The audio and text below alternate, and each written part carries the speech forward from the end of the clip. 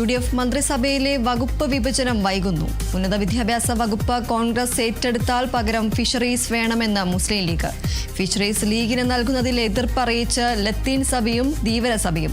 കൃഷി വകുപ്പ് ലഭിച്ചതിൽ വിമുഖത അറിയിച്ച മന്ത്രി ടി സിദ്ദിഖ്. മന്ത്രി കെ തുളസിയുടെ വകുപ്പുകളിൽ തീരുമാനമായില്ല.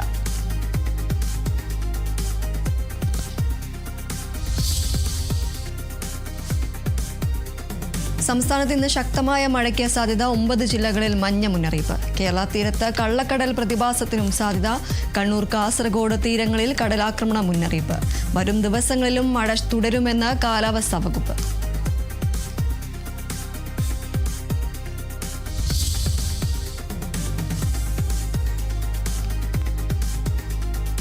നീറ്റ് ചോദ്യപേപ്പർ ചോർച്ചയിൽ രേണുകൈ കെമിസ്ട്രി ക്ലാസ് സ്ഥാപകൻ ശിവരാജ് മോട്ടോഗാഫൽ അറസ്റ്റിൽ. മുഖ്യപ്രതി PV കുൽക്കർണിയുമായി ഇയാൾക്ക് അടുത്ത ബന്ധമെന്ന കണ്ടെത്തൽ. ചോദ്യപേപ്പർ വാങ്ങിയവരുടെ വീടുകൾ കേന്ദ്രീകരിച്ച് CBI റെയ്ഡ് തുടരുന്നു. കേസിൽ CBI ഇതുവരെ അറസ്റ്റ് ചെയ്തത് 10 പേരെ.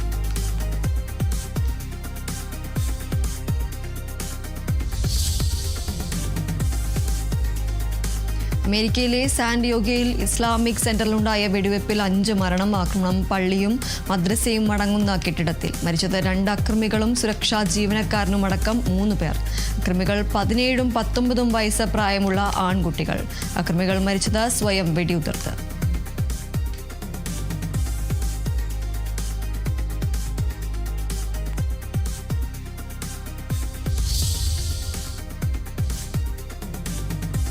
ഇറാനെതിരായ ആക്രമണം തൽക്കാലത്തേക്ക് നീക്കിവെക്കുന്നുവെന്ന് അമേരിക്കൻ പ്രസിഡന്റ് ഡൊണാൾഡ് ട്രംപ്.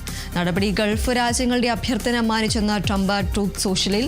നിർണായകമായ ചർച്ചകൾ നടന്നുകൊണ്ടിരിക്കുന്നു. അമേരിക്കയ്ക്ക് അനുകൂലമായ കരാറുണ്ടാകുമെന്ന് ഉറപ്പ് ലഭിച്ചതായും ട്രംപ്.